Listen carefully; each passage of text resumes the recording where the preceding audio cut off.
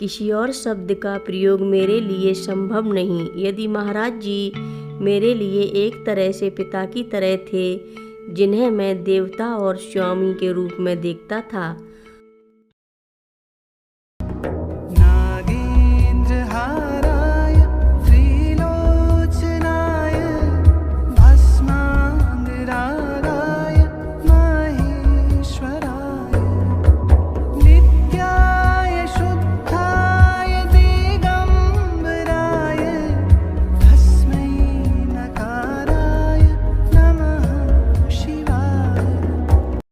रक्षा सूत्र चैनल पर सभी भक्तों का स्वागत है।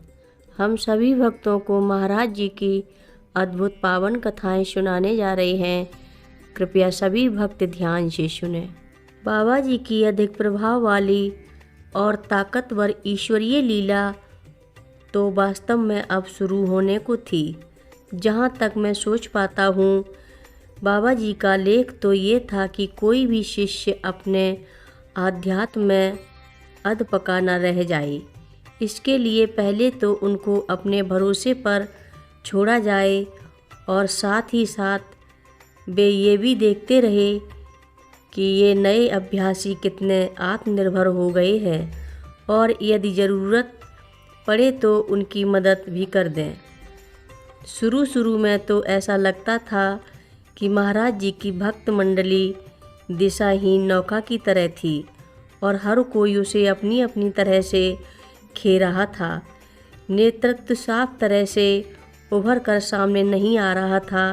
कानपुर, लखनऊ, इलाहाबाद, नैनीताल, हल्द्वानी, बरेली, अलीगढ़, आगरा के स्थानीय भक्त लोग बराबर नियम से मिलते रहे और उनमें एक आध्यात्मिक भाईचारा जैसा पैदा हो गया।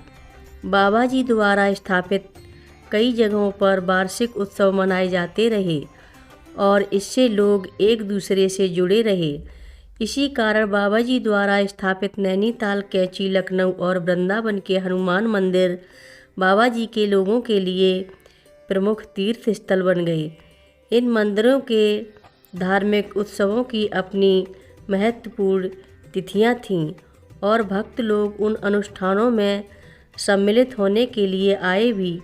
पर इन भाई लोगों को अभी एक ऐसे शक्तिशाली व्यक्ति की प्रतीक्षा थी जिसमें अहंकार न हो और जो बहुत ही नम्र स्वभाव वाला हो और साथ ही साथ मजबूत हो और दृढ़ संकल्प वाला हो, जो कि इस नाव को दिशा दे और आगे बढ़ाए और बाबा जी द्वारा शुरू किए गए ध्येय को पूरा करे।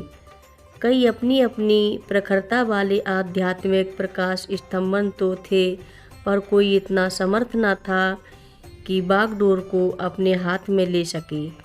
यहाँ ज़रूरत थी एक ऐसे व्यक्तित्व की जिसमें उतनी ही आध्यात्मिक प्रखरता हो जो कि महाराज जी में थी और जो कि अधपकी चीज़ को अपनी पूर्णता तक ले जा सके। अब मैं शायद बाबा जी की कहानी के उस संवेदनशील भाग की चर्चा करूंगा जिसको पढ़कर बहुत से मेरे भक्त भाई लोग काफ़ी कुछ हद तक लानत मलानत भी करेंगे। पर यदि मैं ईमानदारी से नहीं लिखूंगा तो बाबा जी की लीला के प्रति जो मेरा खुद का अपना दृष्टिकोण है, ये उसके प्रति अन्याय होगा। जिस उद्देश्य को लेकर मैंने इस पुस्तक का शीर्षक सोई जानई जय देव जनाई रखा है, वो एकदम बेमतलब हो जाएगा। ये मेरा सौभाग्य कहिए कि मैंने बाबा जी की सशरीर लीला और निराकार लीला दोनों में भाग लिया। सन 1958 में मेरे सिर पर जो थपकी पड़ी उससे मेरे मन के अंदर की भेदभाव रंजित द्वैतवाद की भावना नष्ट हो गई और तब मुझमें इतनी समझ भी आ गई कि मैं उनके आगे के खेल में भाग भी ले सकूं और उसका आनंद उठा सकूं। इस सब ने मुझे वो बल और आध्यात्मिक परिपक्वता दी कि मैं अपने मार्ग से डिगूं नहीं। और ये उस समय जब कुछ भक्त लोगों ने मेरे अपने विश्वास को हिलाना चाहा और कमज़ोर करना चाहा। श्री रामकृष्ण परमहंस ने एक तरीके से विवेकानंद को अपने उत्तराधिकारी के रूप में अभिषिक्त कर दिया था। ऐसा अन्य आध्यात्मिक महात्माओं ने भी किया। जब वे अपनी लीला को समेटने लगे, इससे एक प्रकार से उत्तराधिकार निश्चित हो जाता है, परंतु बाबा जी ने ऐसा कुछ किया नहीं। यद्यपि उन्होंने अपनी ही कोटि की एक महान विभूति को पूरी तरह तैयार किया, जो कि उनके कार्य को बड़ी तेजी के साथ आगे बढ़ाएगी और कभी ये नहीं कहेगी कि मैंने ऐसा किया है। जब भी लोग बाबा जी को उनकी कृपा जनित कार्यों के लिए धन्यवाद देते तो वे यही कहा करते थे कि हम कुछ नहीं करते, सब कुछ ईश्वर करता है।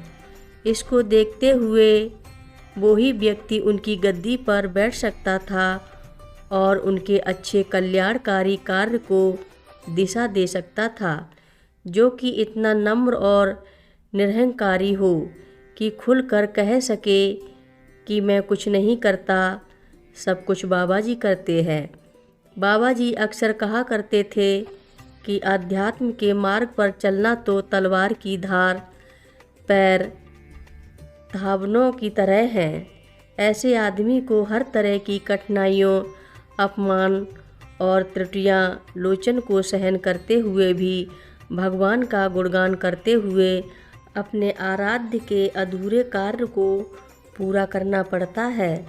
जब मैं जिन महिला की उपस्थिति का उल्लेख करूँगा, वे हैं परम पूज्य सिद्धि माँ, जिनको हर कोई कैंची आश्रम में माँ के नाम से जानता है। मेरा माँ के साथ घनिष्ठ संबंध पिछले 59 साल से रहा और एक तरीके से जब से महाराज जी ने मुझे अपनाया, तभी से मैं तो उनके चरणों में ही पला और पनपा हूँ। माँ के साथ मेरे अपने संबंधों का सही आकलन बहुत कठिन काम है। माँ के अलावा किसी और शब्द का प्रयोग मेरे लिए संभव नहीं। यदि महाराज जी मेरे लिए एक तरह से पिता की तरह थे, जिन्हें मैं देवता और स्वामी के रूप में देखता था, तो माँ मेरी शिक्षिका रही और उन्हीं ने ही आध्यात्म के ताने बाने को समझाया और ये जानने की भी क्षमता दी कि बाबा जी के असली जगत और उनकी विश्वव्यापी महिमा के अंदर प्रवेश पाने की क्या कुंजी है। कथा लंबी है, आगे की कथा अगले भाग में सभी भक्तों को सुनाएंगे।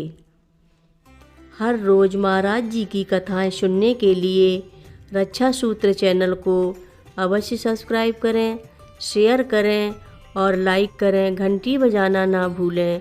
कमेंट बॉक्स में लिख भेजें, जय नीव करोरी बाबा जी महाराज। बोलो नीव करोरी बाबा जी महाराज की जय बोलो।